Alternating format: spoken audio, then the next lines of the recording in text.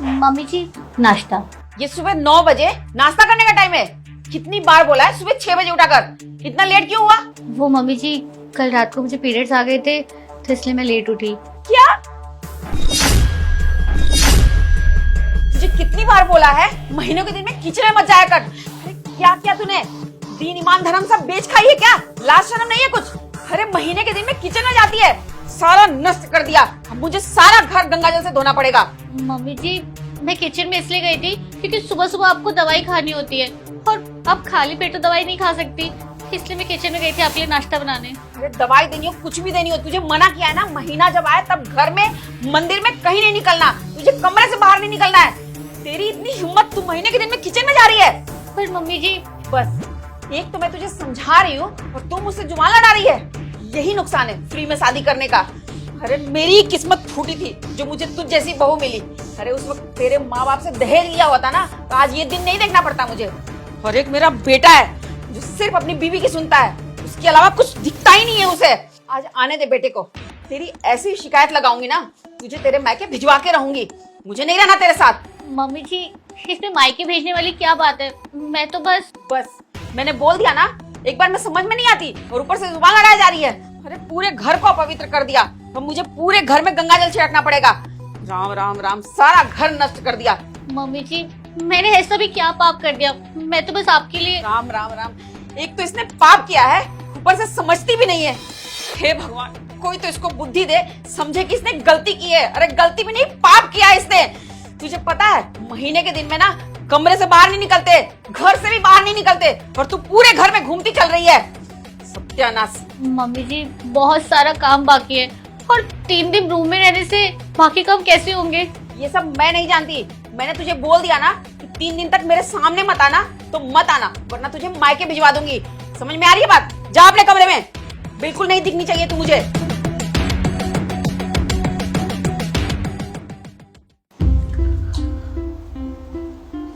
Mummy जी बहुत तेज प्यास लग रही है, पानी चाहिए। क्या प्यास लग रही है? मैंने तुझे समझाया था ना, चाहे कुछ भी हो जाए तू 3 दिन तक किचन में नहीं जाएगी। समझ में आ रही बात? लेकिन मम्मी जी। क्या लेकिन मम्मी जी? मैंने तुझे समझाया था ना, कुछ भी हो जाए तू किचन में नहीं जाएगी। कोई बात नहीं, मेरी बेटी आती होगी ना वो तुझे पानी दे देगी। मैं भी काम कर रही हूँ ना, मैं नहीं दे सकती पानी। और वैसे भी 2-4 घंटे अगर पानी नहीं पिएगी ना तो मर नहीं जाएगी। जा कमरे में। जी मम्मी जी। आ गया मेरा बच्चा। माँ मुझे बहुत जोर से भूख लगी है, प्लीज जल्दी से कुछ खाने को दो ना। तेरे लिए बहुत कुछ अच्छा अच्छा बनाया है, अभी लाती हूँ। तू बैठ आराम कर। मम्मी जी पानी चाहिए मुझे। मम्मा मुझे बहुत जोर से भूख लगी है, प्लीज जल्दी से पहले मुझे कुछ खाने को दो। अरे क्या हो गया, थोड़ा सब्र कर ले। वो अभी बाहर से आई है, थकी हुई है, उसे कुछ खा लेने दे देंगे तुझे भी पानी। जब देखो इसको अपनी पड़ी रहती है, घर वालों की तो इसको फिक्र ही नहीं है। अरे मेरी किस्मत खराब थी जो अपने बेटे की शादी ऐसी लड़की से करा दी। अरे कुछ नहीं हो जाएगा अगर 2 घंटे पानी नहीं पिएगी तो।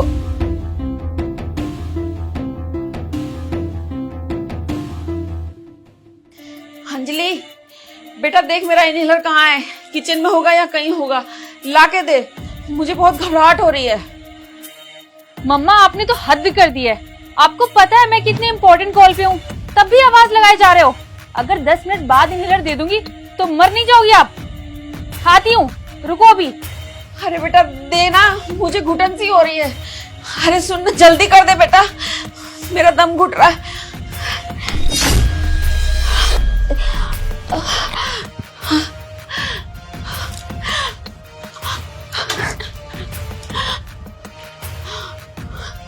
क्या हुआ मम्मी जी? मेरा दम घुट रहा है, इनहेलर देख कहाँ है।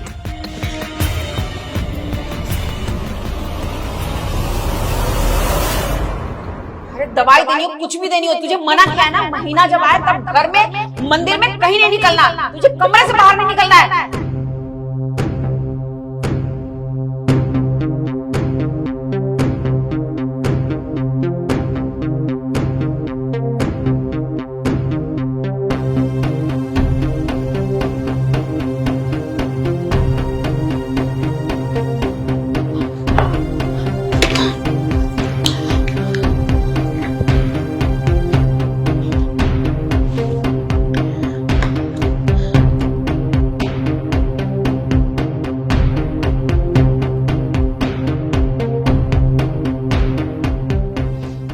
अरे क्या हो गया मम्मा, आप कितनी देर से आवाज लगाए जा रहे हो? आपको पता है ना मैं कॉल पे हूँ, आपको फिर भी बीच में टोकना जरूरी है क्या? आपको पता है मेरी कितनी इंपॉर्टेंट मीटिंग्स होती हैं, कितनी इंपॉर्टेंट कॉल होती हैं, पर फिर भी नहीं, आपको परेशान करना है। क्या मजा आ जाता है आपको? ठीक ठाक तो हो? तुझे शर्म नहीं आती? तुझे पता है एक बेटी का क्या फर्ज होता है? एक बेटी का फर्ज होता है ना अपने माँ बाप का ख्याल रखना, अपने परिवार का ख्याल रखना, ना कि मुसीबत में अपनी माँ का साथ छोड़ देना। अरे तुझे पता भी है अभी थोड़ी देर पहले यहाँ क्या हुआ? ईशु बेटा, आज तूने मेरी जान बचाई है। अगर आज तू नहीं होती तो पता नहीं मेरा क्या होता। हाँ मम्मी जी, मैंने आज आपकी जान बचाई। आप ये नहीं बताएंगे कि मैंने आपकी जान कैसे बचाई? हाँ बेटा, तू किचन से इनहेलर लेके आई, तभी तो मुझे सांस में सांस आई।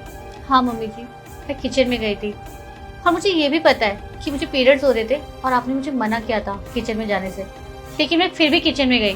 क्यों?